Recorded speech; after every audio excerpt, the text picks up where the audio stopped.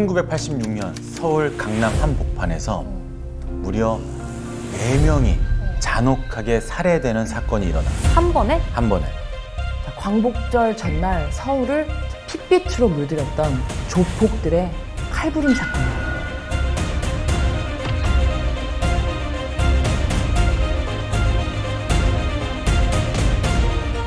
그 당시 김대두 이후에 강력사건으로서는 최고의 참 흉악범죄라고도 이렇게 생각할 수가 있죠. 4명이 이 칼에 찔려 죽었다는 게 정말로 그 당시에 별로 사건이 없었거든요. 유혈이 낭자하고 뭐 정말로 참 피를 얼마나 흘렸겠어요. 그냥 그 지하다 보니까 공기가 안 통하잖아요. 그러다 보니까 피비린내가 막 그냥 정말로 참 말할 수 없이 나죠. 때는 1986년 8월 14일 광복절 전날이야. 밤 11시 30분. 사당동에 있는 한 정형외과였어. 간호사 박 씨가 야근을 서고 있었어. 뭐 한가 있을 거야. 왜냐면 12시 다 돼가는 시간에 누가 뭐 환자분이 올 일이 없잖아. 근데 박 씨는 이날 평생 잊지 못할 악몽 같은 경험을 하게 돼. 갑자기 조용한 병원에서 갑자기 우당탕탕탕탕 소리가 들려. 20대 건장한 사내들이 막 피투성이 남자들을 막 들쳐업고 병원으로 막 뛰어들어와. 여기 교통사고 환자예요. 그러더니 업고 온 남자들을 내려놓고 막 우르르 갑자기 뛰어나가. 도망쳐. 뭐 수술실 앞에도 있고 뭐 진료실 앞 복도 그리고 뭐 계단에도 이 사람들이 막 널브러져 있었어. 간호사가 뭐 너무 무서웠겠지. 벌벌벌 떨면서 그 환자들한테 다가갔어. 환자들이 안 움직여. 이미 숨이 끊어진 후였어. 다? 모두 4명.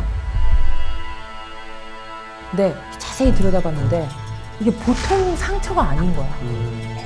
이 시신에 온통 칼에 찔린 자국들이 막 있는데 심지어 어떤 시체는 40여 군데가 찔려 있었대. 이 일은 다음날 아침에 뭐 난리가 났겠지. 신문에 뭐 일면을 다 장식해. 그날 무슨 일이 있었을까? 시신을 업은 사내들이 들어오기 1시간 전으로 가볼게. 강남 역삼동에 있는 서진회관 지하 1층. 최고급 룸살롱이야. 이 룸이 막 20개가 넘어. 당시 22살이었던 고금석은 이 서진회관 16호실에서 이렇게 술을 마시고 있었어. 맞은편 20호실에도 자기 일행들이 있어. 서진회관이 이들한테는 아지트 같은 곳이었어. 늘 거기서 노는 거야. 어떤 조직? 이 조직은 훗날에 서울 목포파라는 이름으로 불리게 됐어. 다들 목포에서 올라온 뭐 동네 또 학교 선후배 사이였대. 고향 선후배 사이인 거야. 근데 이때만 해도 그냥 뭐 무슨 전국구 조직폭력 이런 거 전혀 아니고 그냥 시골 조폭. 경찰의 관리 대상에도 오르지 않을 정도로 신출내기들이었어. 자, 한참 이제 분위기가 무르익었어. 갑자기 왁자지껄하는 소리가 들려. 복도 쪽에서. 그런데 심상치 않은 손님들이 막 들어오는데 보니까 떡대가 막 이만한 남자들이 7명이 들어오네, 서진회관으로. 근데 왜 그런 거 있잖아. 그냥 딱 눈 마주치면 스며시 이렇게 피하게 되는. 누가 봐도 그냥 딱 조폭인 느낌.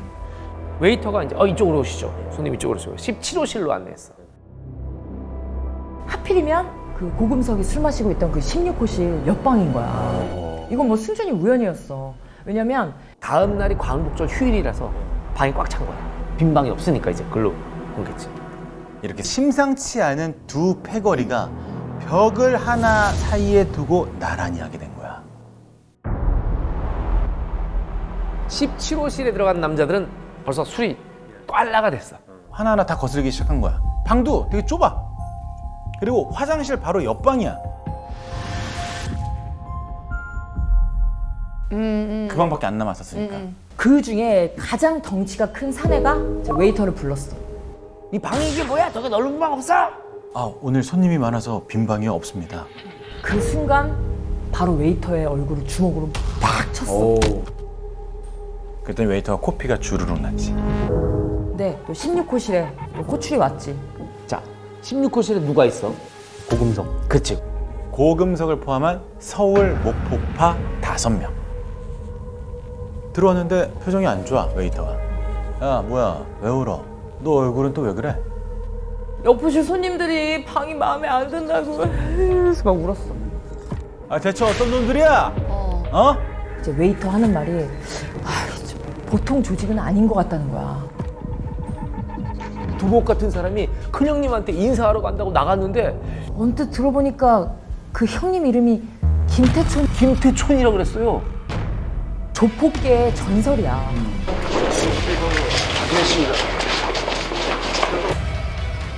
김태촌을 큰형님으로 모신다? 그럼 뭐 말 다 한 거야. 전국구 조직입니다. 이름도 없는 시골 조폭인 서울 목포파가 덤비기에는 완전 거물이야. 김태촌이라는 단어 하나에 이제 정적이 싹. 그래서 고금석하고 다른 조직원 하나가 딱 볼일을 보고 다시 룸으로 들어가려고 복도를 지나치는데 17호실 문이 딱 열려. 그리고 누군가 나오는데 떡대가 엄청나. 그게 바로 최두석이라는 사람이야. 최두석. 물론 가명이야. 왜냐면 실명을 얘기할 수 없잖아. 다른 또 삶이 있으니까. 이 최두석은 키가 190cm, 체중이 100kg. 등치도 등치지만 또 헤비급 복서 출신이야. 출신. 와, 헤비급 복서면 근데 타이틀이 또 어마어마해. 1대1 싸움으로는 뭐 김두한 이후로 최고다. 이런 뭐 소문이 날 정도로 굉장히 싸움을 잘했던 최두석이었어. 이 최두석은 만보파 행동대장. 17호실 손님들의 정체는 바로 만보파. 만보파. 자, 김태촌이 이끄는 서방파의 반개 조직 가운데 하나였어. 이 만보파가. 전국구 조직인 만보파 행동대장이 최두석. 족보도 없는 신출내기. 서울 목포파의 2명. 룸살롱 복도에서 딱 만난 거야. 눈이 딱 마주친 거야. 아이고, 나 느낌 안 좋다. 느낌 안 좋지. 그때 고금석 옆에 있는 서울 목포파 그 한 명이 입을 열었어. 야, 이게 얼마만이야? 야, 진짜 오랜만이네. 어? 잘 지냈어? 응. 알고 보니 고등학교 선후배 사이였던 거야. 에?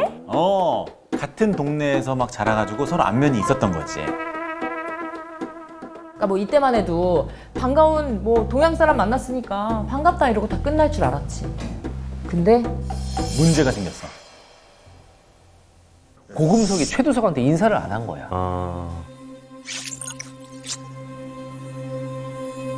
근데 고금석 입장에서 보면 명성은 들었어. 뭐 알겠어. 근데 잘 모르는 고향 선배인 거야 그냥. 이미 화도 나 있고 고개를 숙이는 게 싫었을 수도 있지. 아유, 실수했네. 인사해야지, 그래도. 그 최두석이 고금석을 불렀어. 어이, 선배를 봤으면 인사를 해야지. 근데 고금석이 말이 없어. 어쭈, 너 많이 컸네? 서울을 먹더니 고향 선배도 몰라보나? 그러면서 이제 고금석의 따귀를 서너 차례 갈겼어. 헤비급이 따기 때리면은 휘청휘청하지. 자, 고금석 기분 나빠 안 나빠? 나쁘지. 고금석이 그 인상을 써서 노려본 거야. 아니 어디 족보도 없는 새끼가 인상을 써? 그러면서 주먹질하기 시작한다. 22살에 혈기왕성했던 고금석이 더 이상 참지를 못한 거야. 그렇게 해서 싸움이 시작된 거야. 너무 열받은 최두석이 야, 다 넣어봐! 17호실에서 만보파 조직원들이 다 우르르 나와. 7명. 상황을 보니까 딱 족보도 없는 애들이 덤비는 것 같은 거야. 자, 만보파 조직원들 어떻게 했어? 고금석을 때리기 시작하지. 밖에서 소란이 벌어지니까 안에 있던 고금석의 동료들, 목포파들도 모조리 그냥 복도로 다 나왔지. 단순 시비로 끝날 수 있던 일이 진짜 걷잡을 수 없게 커진 거지. 좁은 복도에 만보파, 목포파. 그야말로 일촉즉발이었지. 팽팽한 긴장감이 흐르고 있지. 만보파 행동대장 최두석이 나섰어. 내가 누군지 몰라? 한번 해보겠다 이거야? 상대는 뭐 전국구야.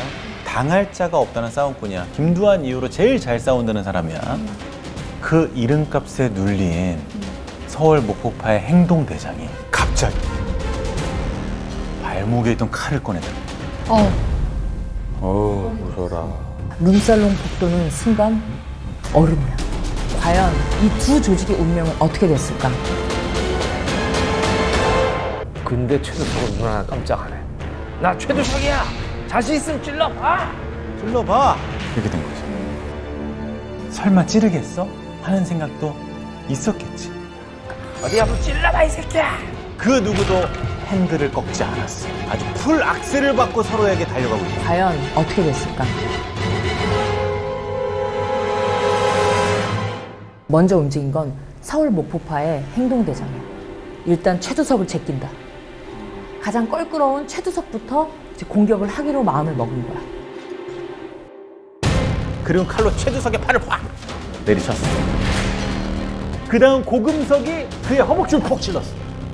팔 치고 찌르고 만보파 조직원들이 더 놀랐을 거 아니야. 진짜로 이놈들이 감히 형님을 그렇게 할지 몰랐는데. 갑자기 그냥 사심이 들이대버리니까 그때 방어할 틈도 없이 그냥 당해버린 거죠. 기습에 놀란 만보파 조직원들. 일단 부상당한 최두석을 끌고 막 화장실로 도망가. 또 몇몇 멤버들은 17호실로 들어가서 문을 잠궈. 룸살롱 복도는 막 순식간에 난리가 난 거야. 막 비명과 고함 소리. 트렁크에 있던 야구방망이 칼 가져와서 무장을 해. 몇 명은 화장실로 쫓아가서 칼을 휘두르고 몇 명은 엽기를 가져와서 그 17호실의 잠근 문을 때려 부수기 시작해.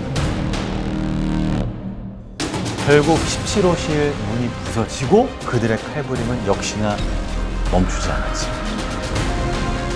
사심이 길은 거 있잖아요. 막 60cm 되는 사심이. 그걸로 막 찔러대는데 막 피가 막 완전히 막. 룸이며 복도, 뭐 화장실 여기저기서 막 비명이 울려 퍼지기 시작했어. 그야말로 아비규환이었던 거야.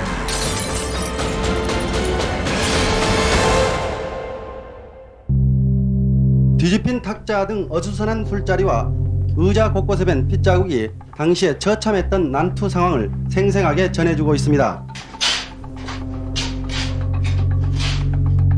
어느 정도로 참혹했냐. 당시 기자들이 그 서진회관 내부 모습을 보고 이렇게 얘기했대.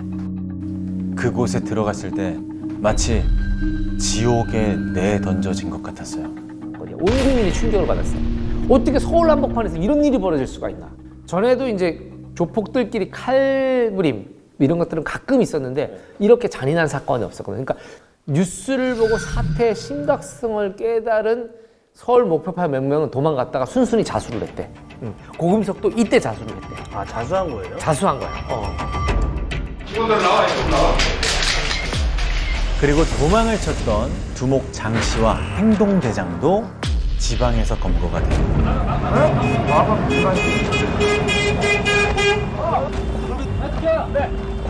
취재진이 막 엄청나게 몰려들었겠지. 어떤 놈인가 얼굴이나 보자 해서 막 다들 막 궁금증에 휩싸였을 거 아니야. 그리고 사람들은 충격에 휩싸였어. 왜? 왜 그랬을까? 소감이 어때요? 심정이 어떻습니까? 평상시에 각오를 했기 때문에 뭐 떳떳합니다. 소감이 있다면은요. 다만 제가 부모님한테 첫째는 부모님한테 불효한 것이고요. 둘째는 아주 어린 놈들하고 했다는 것이 참 억울합니다. 지금 심정이 어떻습니까? 무슨 말을 듣고 싶소? 심정이 어때요? 어우 이상하다. 사람들이 충격받을 만하지. 이 내용이 이제 터지면서 엄청난 공분을 불러일으켰지. 사람들 뻔뻔하다. 저놈들 너무 뻔뻔하다.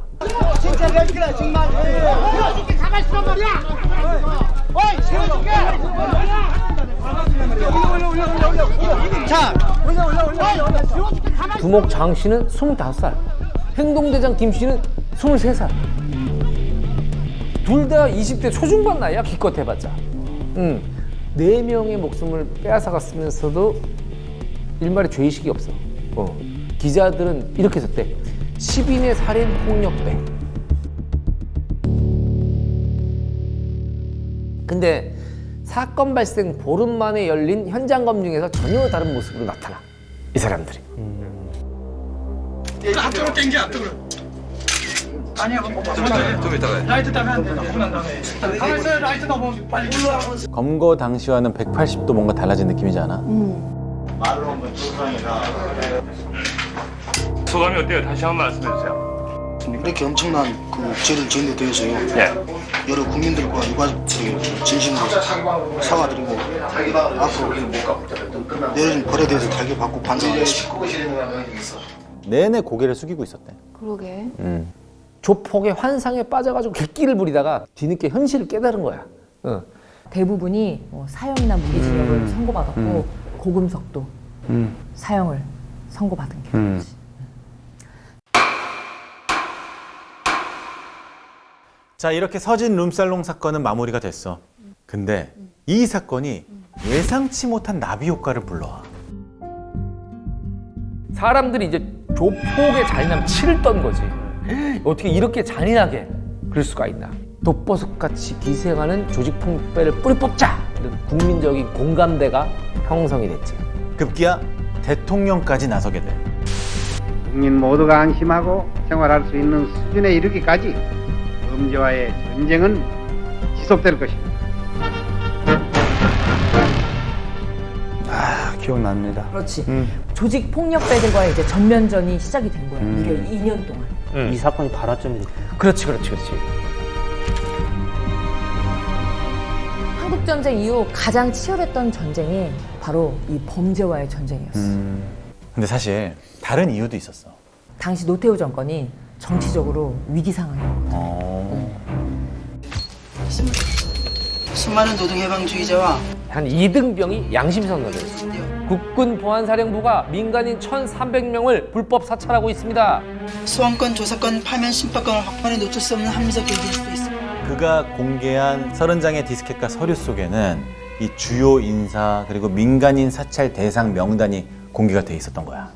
이 일로 노태우 정권이 엄청나게 비난을 받게 되고 막 정권 자체가 흔들하게 돼.